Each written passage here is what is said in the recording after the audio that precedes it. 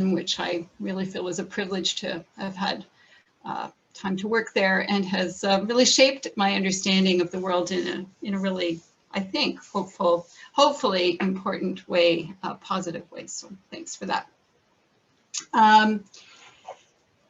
Yeah, so we're here today to discuss the diversity of food security experiences, and we will be hoping that among the group of you who are there watching, I can't see you. It's very odd to talk to you when I can't see you. But we're trusting that among you there's going to be a lot of diversity of experience, and that you'll be able to contribute to the discussion in a robust way. This is such a timely issue, not that hunger is new, but I sense that there's a crack opening up and an opportunity in our land at the moment to really make change. In the church world, which is the world I inhabit the most, we would call it a Kairos moment. And just this morning, some of you may have caught the CBC's Current, which featured Valerie Tarasuk, who's a leading thinker on these issues of food policy in Canada. And if you haven't heard that piece from the Current, I would encourage you to find it and have a listen. She strongly articulated the need for a shift in the reliance on charity responses to hunger, and called on all of us to abandon the stopgap measures that we've had in place now in the meanwhile for 4 decades. Efforts that are not helping to address poverty, of course, if you're listening, you probably already know. Until recently, to use another Christian image, she would most likely have been labeled a voice in the wilderness crying, repent, and nobody was listening. But today, I think that there are more and more people listening, and more people are repeating the cry that she is leading, saying, this is not working. Something different has to be done. And so again, I commend Food Matters Manitoba for taking this opportunity to build on what I think is an important time of momentum. And so I'm happy to welcome Carly, and hopefully we'll find Charlene and she'll join us, and to repeat what Mireille said, that Afaf is not able to join us today. So I'm going to introduce Carly first. So Carly comes to us from Brandon. She's currently the executive director at the Westman Immigration Services, a position she's held for just a few months. Formerly, she was the longtime serving executive director of the Brandon Neighborhood Renewal Corporation. And Carly's work has focused on poverty reduction with an emphasis on issues like social inclusion and capacity building for both communities and individuals. In this new position, and I'm sure she's going to want to talk about this, she's gaining new perspective on food insecurity, and even bringing that insight about how your perspective changes what the reality seems to be will be helpful. Just want to mention that this is being recorded, and that everyone will be sent a link to that recording at the end of the webinar, so that you'll be able to utilize this resource.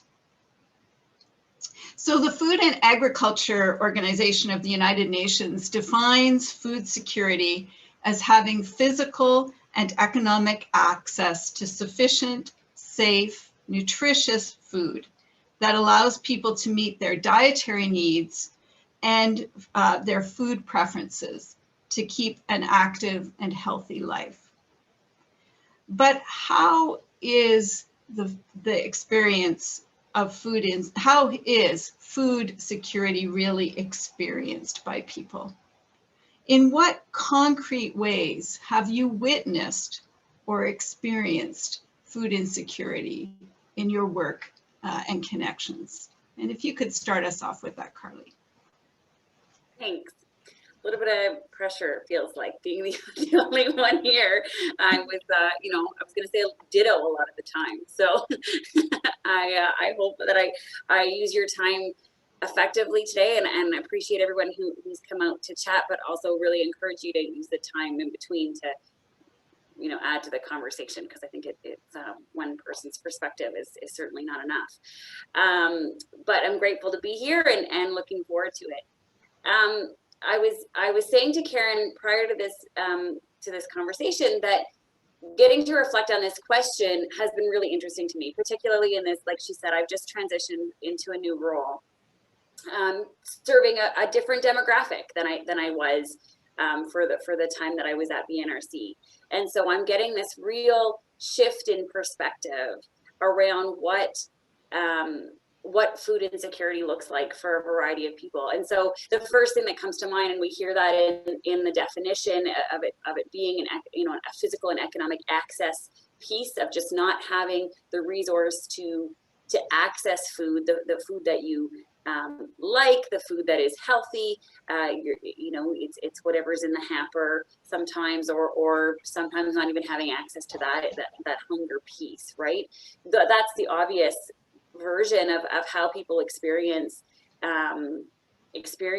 food insecurity. The child who's going to school, not having had breakfast, not able to concentrate, getting poorer grades, unable to focus, getting in trouble at school. That's, that feels like the obvious one. But I think that there's a piece around food insecurity that's really educational. And it's a perspective that I'm finding I'm running into more and more here.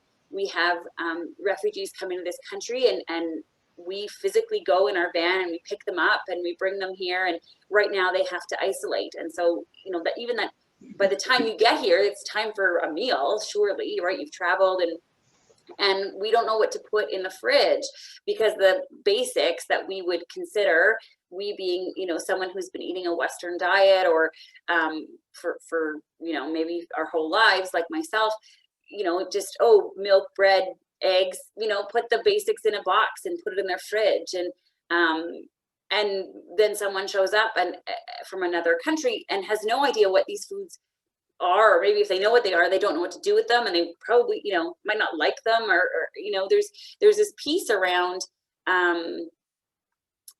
knowing what the food is that's in front of you and knowing how to do it. It's given me pause to reflect on where did I learn to cook, what were the foods that I learned to like, and if I'm being honest with you, I'm a particularly picky eater, and I cook foods that I like, and I know that is a luxury, right? I have a sister who has made a very personal choice to be a vegan, and feels very strongly for environmental and economic reasons why she would want to do that. That's a luxury to get to choose to do that. Some people, including allergies, right? Just that, and where, the choices that are in front of you don't necessarily accommodate those allergies. And so you then what, right? There's this whole piece around having access, not just, a physical access to an apple, which is a piece, right? Having access to good, fresh, nutritious food. Absolutely. That's a huge piece of it. But it's so much deeper when you start thinking about the way people experience it is personal. And it's, there was a piece, and I'm not sure if it was Karen or Marie who said it, but around dignity, having dignity to access food that you want and like and know what to do with is a huge part of that experience.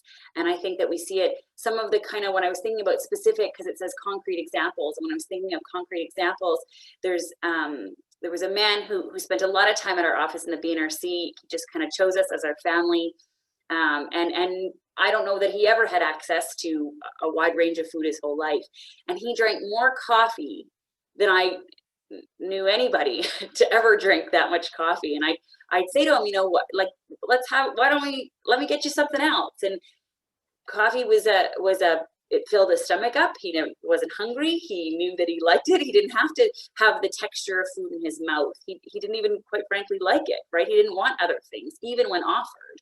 He chose coffee to fill himself up, because then he didn't feel hungry. And so to me, that's food insecurity. That's even when it's accessible, it doesn't feel like it's accessible. I knew there was a piece around in a school setting where a child, not related to food, but related to counting or whatever, or word language maybe, and they were asked to point out a carrot, and they had no idea what a carrot even was to be able to point it out, right? And that might seem shocking, except that that's very much people's experience. And so it's this education, it's this understanding of food, and it's the freedom of choice is food security.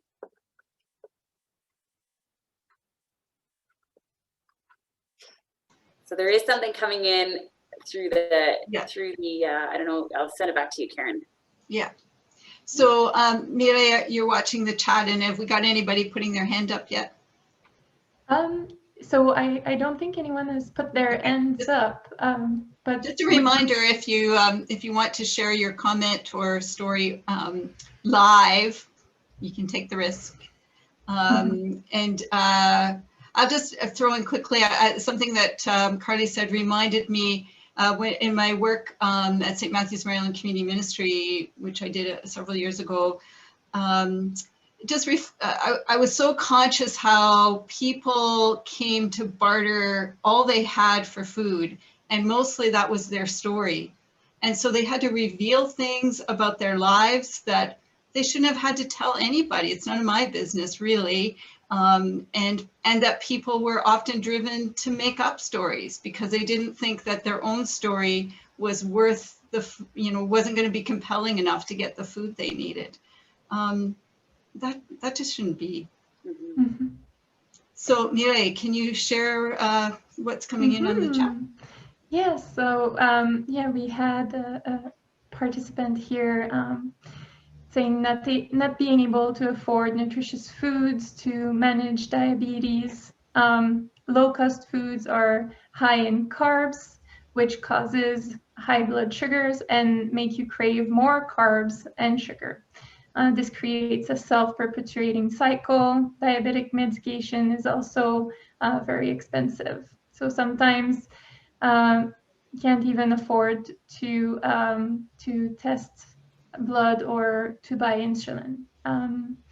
Further medical complications can also create even deeper layers of complexity, fatigue, and that makes it hard to work, neuropathy, which makes it difficult to move physically and even to buy food at the grocery store because it requires a lot of energy and physical ability to navigate.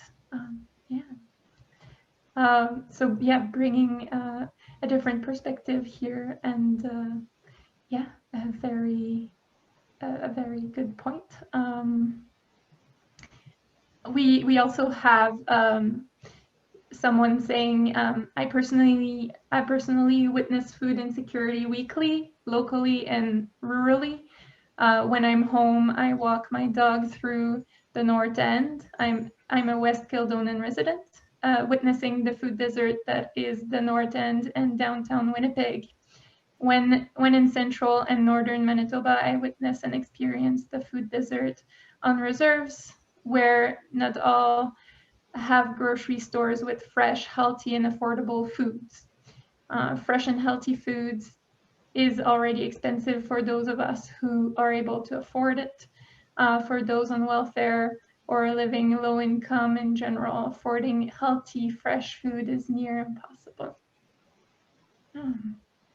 And then that's pretty much all that we have at the moment. I do also have Amalia wanting to join us for a comment. If you want to unmute yourself, Amalia, you can join. Okay, thank you. Hi. It's about like when you talk about diversity, right? This is my personal experience when I came here, like as a newcomer. I heard about hampers and food baskets, right? There's no diversity actually. Like there's no rice in it, and when it comes to turkey, right? If you're a newcomer, like your question is, what am I going to do with the turkey? Okay, not all newcomers know about turkey, and that's a waste, right? So it's really hard, like how if you cannot produce, or if you cannot reproduce or do something about it, that is a waste. And another is if you look at big stores, so there's just an aisle for international foods. And basically, if you're new in a place, right, you usually go to these big stores. You don't know any stores selling your local food. So there is not that much diversity. Like it's you will really see the availability of foods is not really focused on immigrants and so on, right? And even it's so tight knit. Another is, in schools, if only this can also be given consideration. Some kids, they don't like to bring their cultural foods because their classmates are not, we cannot blame them, but the thing is they are not exposed to it.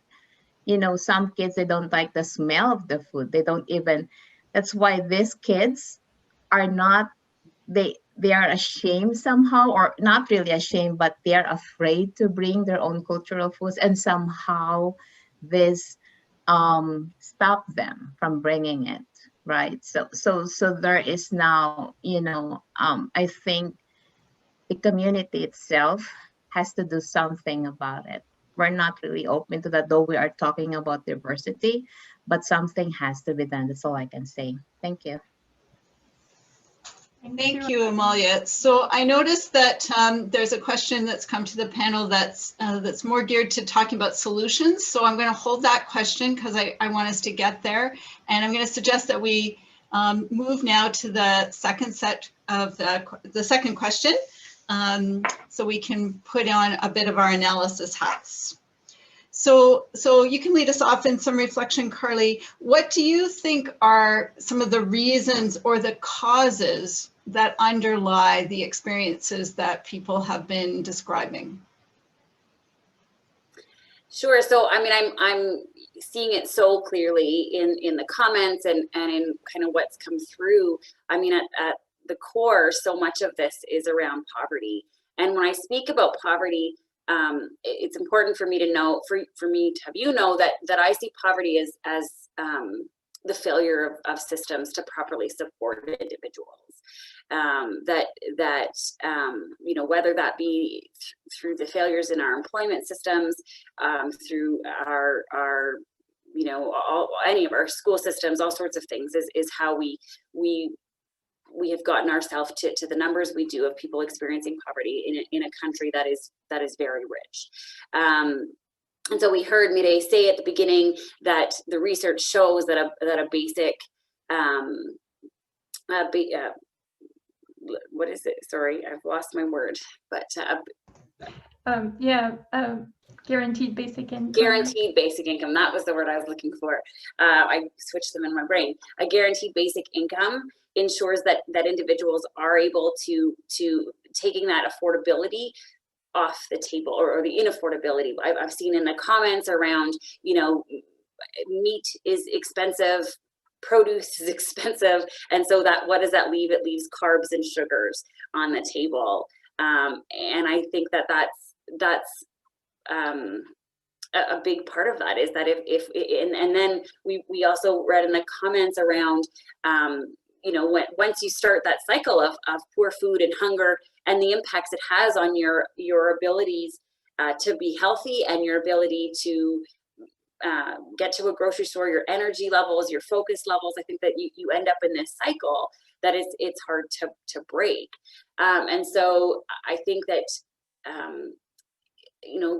a big piece around poverty is trauma, is that whatever that looks like, whatever, there are steps that happen, there are failures in the system that happened, and now it looks like poverty, and that looks like food security.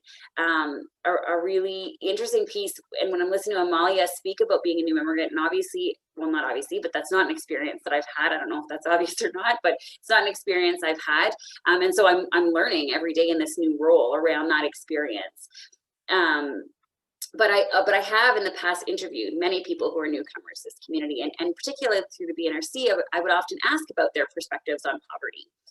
because it mattered for the work. And very often when I was interviewing a newcomer, or even someone who'd been here but had immigrated here but had been here a long time, they often spoke to the fact that they didn't, before they came, they didn't believe that poverty was a thing in Canada, and now it's quite clearly is, right? And so there's this piece around coming here to this country that feels like it's not that it feels like it is rich, has lots of resources, and yet there's this unequal distribution of those resources that have led people to experience a lot of the kind of side effects of poverty. Food insecurity is certainly one of them.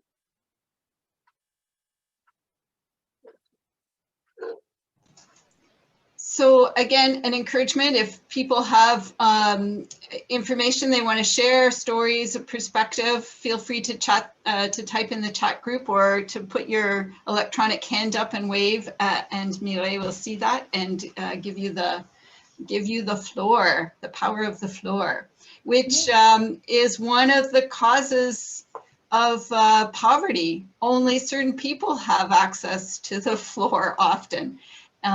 You know, those who are educated, who are comfortable, who speak the language fluently, et cetera, get to tell their stories. And we, you know, I invite you to continue to ask those very simple social analysis questions. Who benefits when a percentage of the population is oppressed? Who benefits from people being economically deprived? And those of us who are not, who are those people who benefit, those of us in the middle and upper classes, we don't want people to ask those questions because it might unsettle things. And that's not just as Valerie Tarasuk was and others were saying this morning in the radio program, poverty is a complex issue. If people are hungry, there are other things going on for them. She said very eloquently, if you're at the point where you cannot afford to feed your family, there's probably a whole lot of other things you're not meeting economically either.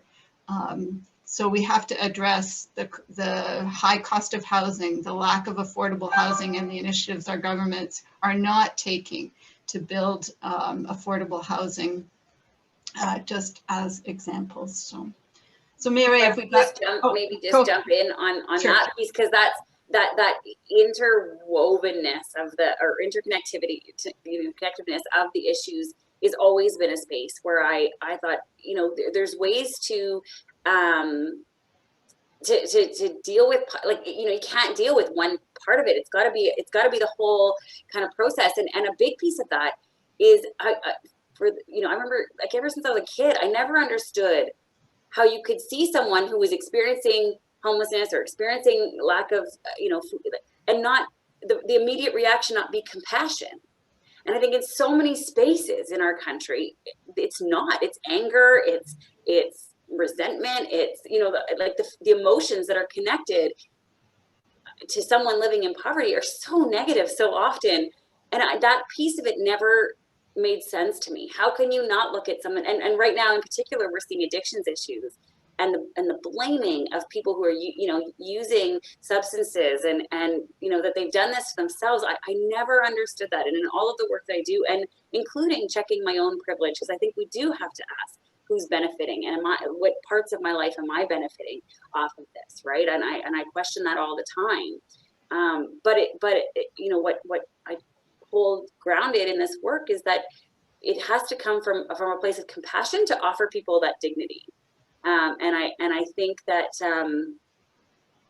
that's a big piece that needs to shift in our country, hugely.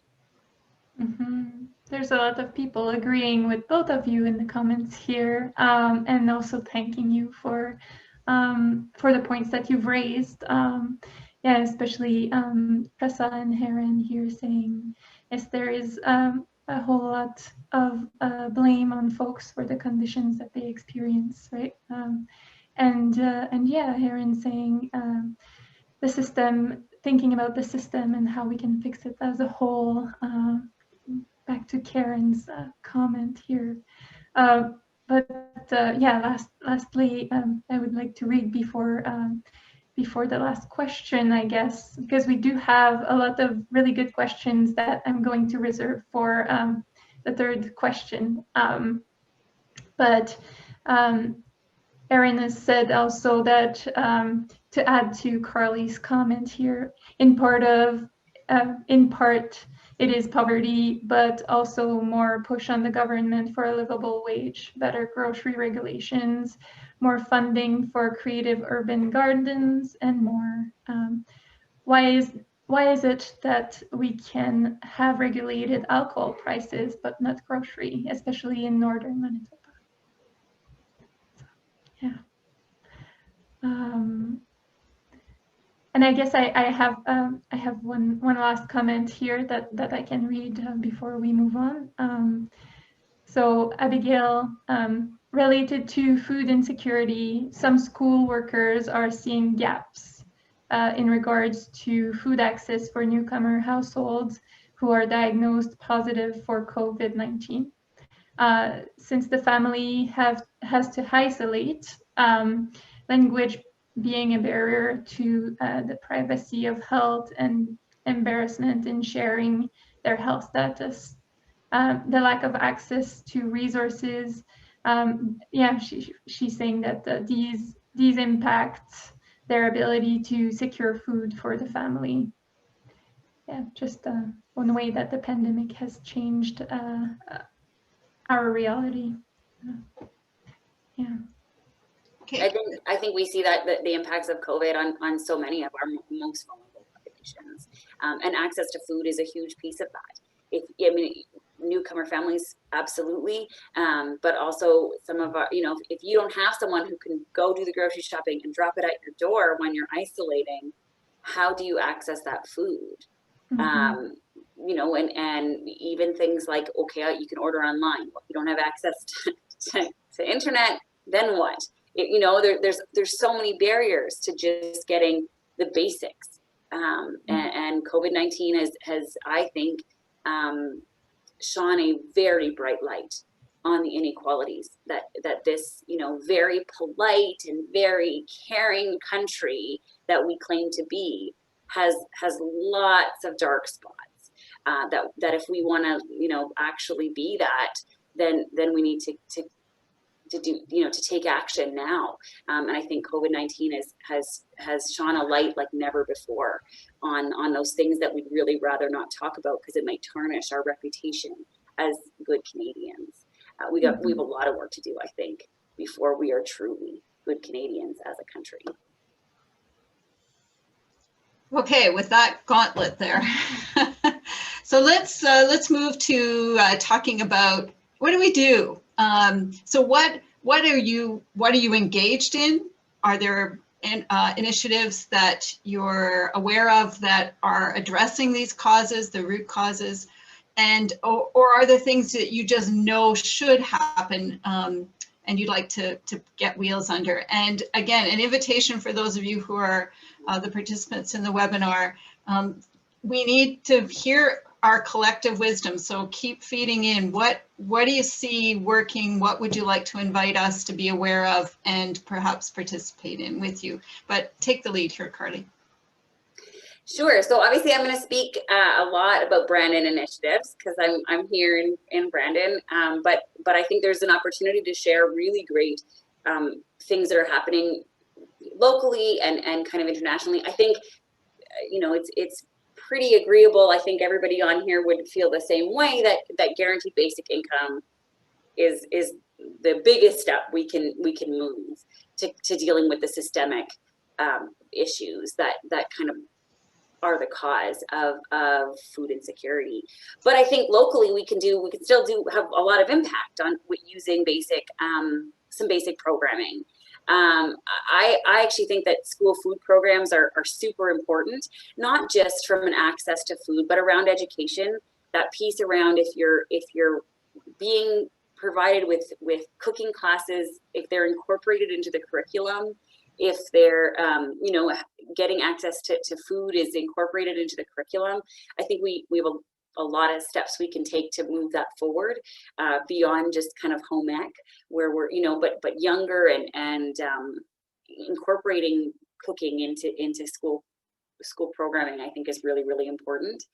And then cooking classes beyond that. We do a lot of work in we being BNRC, really. Although here too at WIS, we have cooking classes. We've incorporated that into a lot of our curriculum as well, and into a lot of our programming is really that education piece. And there was a question somewhere in the comments around, I'm just trying to scroll up here to find it, around like it being more just about, more than just about, here it says on food which would be appropriate and acceptable to diverse folks instead of educating the newcomers. And I think what you mean by that is this isn't just about teaching newcomers or everyone, Indigenous people, to eat your standard American diet, right? That, or whatever it is, right? That's not, I think, what we're talking about here. It's about incorporating how do you introduce a variety of foods from a variety of backgrounds to everybody's diet. And you know, and I'm a good example of that. I was raised on pasta, you know, a good Italian Gasparini. I ate a lot of pasta growing up, and so now I'm starting to experiment and starting to learn how to do new things. And I'm listening to myself tell my kids all the time, try new things, try new things. And then I'm like, oh, I don't ever try new things. I order the same thing every time. So I think that there's a piece around education, not just for people who are currently food insecure, but for us as a community to really embrace a wide variety of foods and cooking techniques and all sorts of things. That's part of that education piece. I think this requires a real system disruption to how we access food, how we use food, this idea that only perfect food belongs in a grocery store and we throw out the rest, to, you know, to how do we reduce food waste and make sure that we're using food properly. Here in Brandon, we have some great garden programs. I think we're one of the highest per capita community garden communities in all of Canada, I think, here in Brandon. Don't quote me on that, but there's a lot of gardens here, and a lot of them are very accessible, either free or very low cost. Many of them are incorporated into good food box programs or good, you know, getting people from our food bank access to good food. So that's something that Brandon has to be proud of. BNRC also ran what we call the Incredible Edible Gardens, which were free open gardens planted throughout our downtown, which is a you know, point of pride for myself, because BNRC did that project, and it's really cool to get to walk downtown and just grab a pea as you walk by and keep going, and you know, get access just to food, you know, building community around food. I think that's that program. There's also a program that was just funded here in Brandon through our food bank called the Food Nutrition Program, and so it's what they did was they took clients of our food bank who have families and kind of separated them off from the regular food bank clients, and then focused on their, you know, child nutrition and access to fresh and local foods, and they actually at this point are delivering them right to their doors. So they are still hampers. They're just hampers kind of tailored to families. And they have good food in them, and then as a group they learn how to cook those things. COVID has obviously changed how they're doing that, but things like recipe books in there, those kind of things, and I think those are all really good local programs that we can do. Nationally, we do have to disrupt the whole system. I think the idea, you know, this idea of why do liquor stores have limits on prices but not grocery stores, right, is a very legitimate question. What role does our federal and our provincial governments play in regulating how we get access to food? Not even to pull into question all of the food deserts, including the majority of our Indigenous reserve lands, that never mind food, they don't even have access to clean water. So these are big, expensive problems that we need to force our government to find solutions to, and by that I mean put money into to invest in. And I think those are some of kind of the local things that we're doing, and then also the the larger, broader pieces that our government agencies can be working on. And I think just one final thing here, you know, moving into this position, I am getting this new perspective on food insecurity and around the different cultures, you know, the different cultural aspects of food, and you know, this idea of there being potatoes versus rice, or you know, or whatever that we're offering, and I think there's a space where you know, when I was at the NRC, we didn't necessarily do work in this circle, and now I'm seeing, oh man, there's this opportunity for us to learn from the diversities of our communities to really expand our understanding of what food security actually means.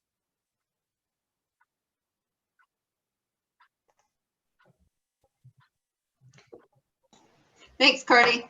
That should be the word of the decade. Unmute. For raising those. And I see in the chat box, people are adding lots of things. I'm sure Mireille will want to draw in, but just a comment that Jeanette's making about Make Poverty History Manitoba and their campaign. So, so to be thinking about what are the political changes that we can make, and so what I'm seeing in my own little world is opportunities where I am to educate the people around me and motivate them to become politically active.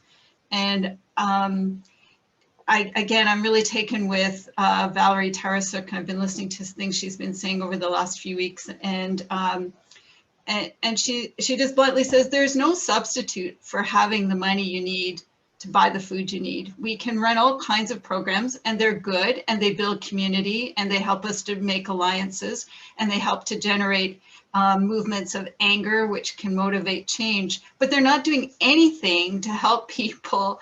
If we're talking about food security, we have to become politically active. And so I would encourage people to find your little niche, might be small, maybe it's your family, and suck up all the energy and courage you have and just say to them, what you're doing isn't helpful.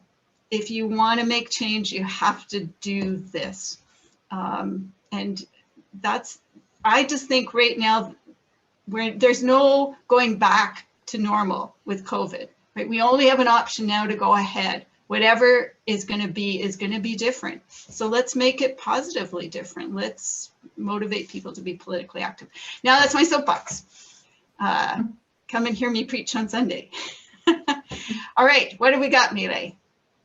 Well, I guess to keep on the same topic that we were, which was more about systems change and about you know, specifically about the income piece of food insecurity. But Karen had a question, which was how do we ensure that any guaranteed basic income is not so basic that it does not actually reflect actual cost of living and changes over time?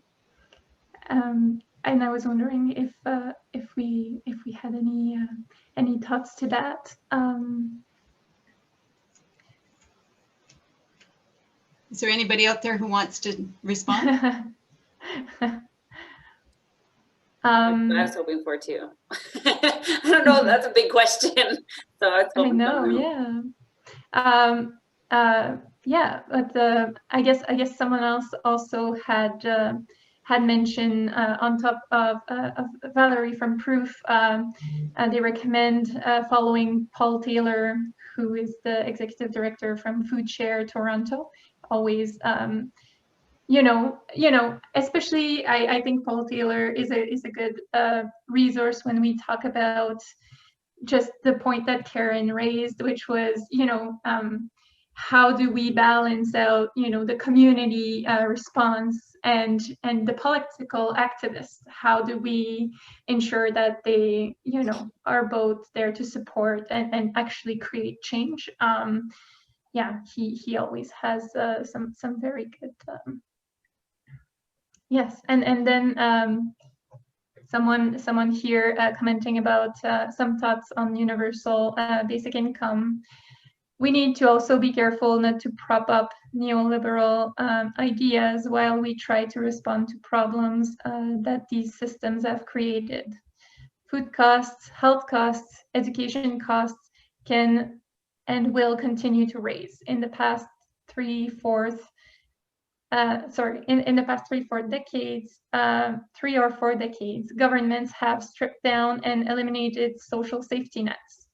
We should be advocating for returning investments into public services, for the free public education, free pharmacare, transportation, and childcare, so that people can be supported and empowered towards sustainable ways of living. That's a very good point. Mm-hmm. Mm-hmm. Yeah. Did you want to add anything to this specific point? Are you asking me, Neely? Yeah, or anyone? Our panelist Carly as well. I think it's a really good point. I think that you know, the guaranteed basic income has a lot of questions, and I certainly don't feel qualified to answer any of the questions on how we do it right.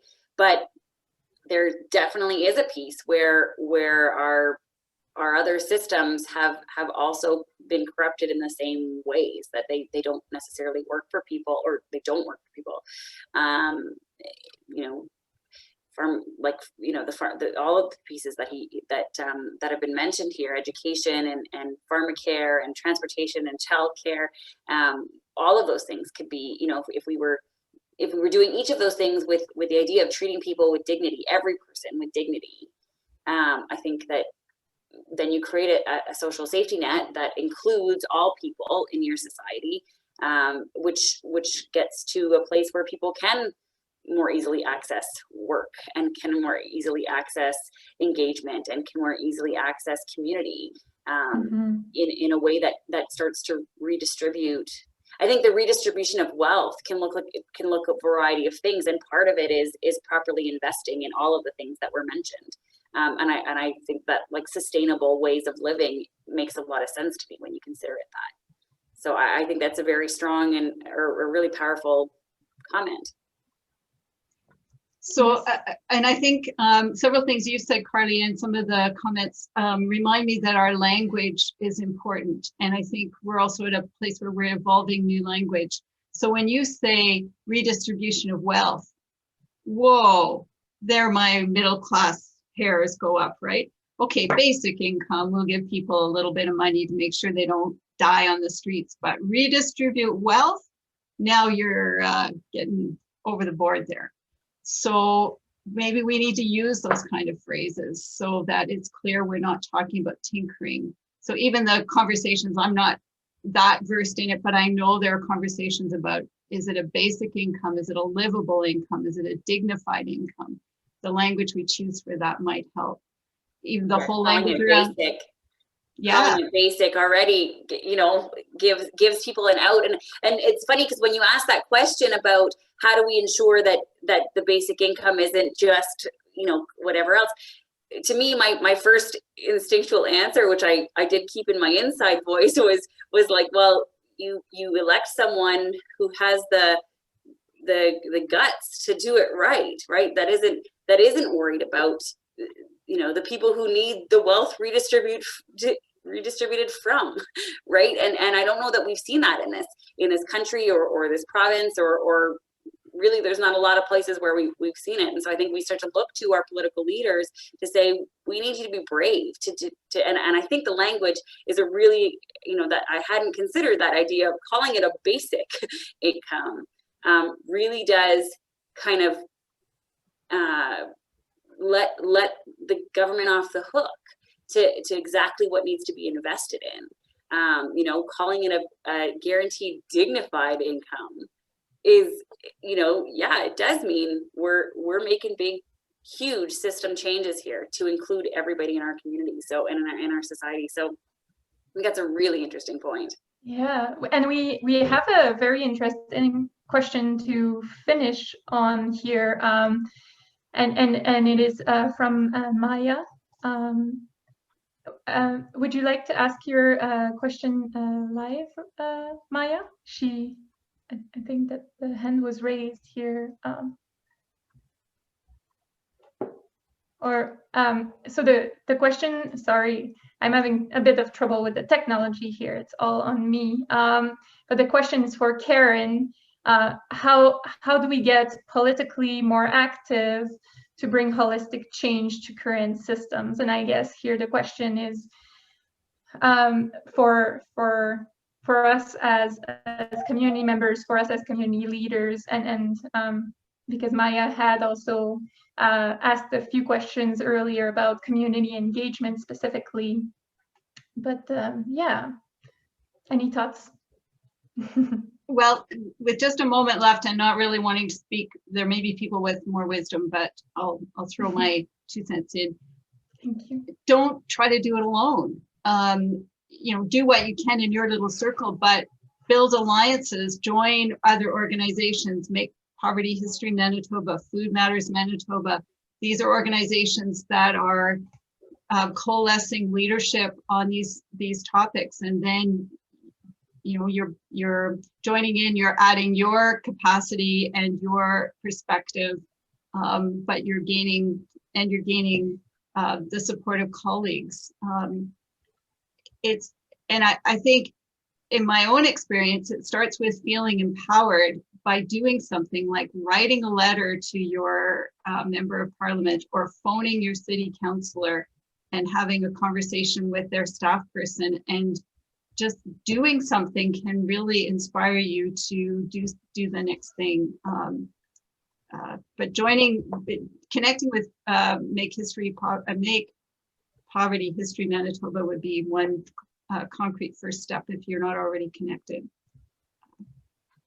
Carly, do you have any other suggestions? I think the last thing is people who are all of those organizations who are doing incredible work. Sometimes we get bogged down because you're working on the front line and it's busy and it's hard work.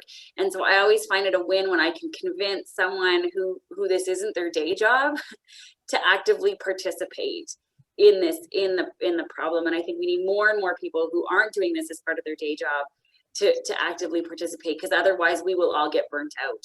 And so anytime you have a chance to engage with someone who doesn't actively engage in this work all of the time and win them over, I think do it. Beyond the regular, make sure you vote and consider platforms and those kind of things politically, I think are all important. But I think we have to start to shift that mindset in our communities. Thank you. Yeah. Okay. Mireille, do you want me to wrap up? I see the time. I will let you take it from here. Okay. So a reminder that this was recorded, and so you'll get that as a resource. I also wanted to remind you that on the Food Matters Manitoba website, there are some excellent video resources which were produced earlier this year, which tell the story. Carly was part of that process. Tell the story from the perspective of some people in Manitoba about both their personal experiences, the systemic realities, and discusses solutions. And they're an excellent resource for both your own education, but also to use as conversation starters in your workplace or in the places where you have opportunity to stimulate some conversation. So, and thank you to Carly for doing extra rowing there for the team. And for those of you who contributed, there's just some excellent energy here, and it's great to see people with passion and interest. So thank you for that. Is there anything else, Mireille? Yes, well, yeah, thank you, Carly. Thank you, everybody who joined us. I'm really glad that we were able to have this discussion, even with the last minute changes. But yeah, and thank you also, Karen, so much for moderating and also jumping in as a half panelist here. Yeah, yeah, I just wanted to to say we'll be sending you a survey soon in order to get some feedbacks. But yeah, thank you so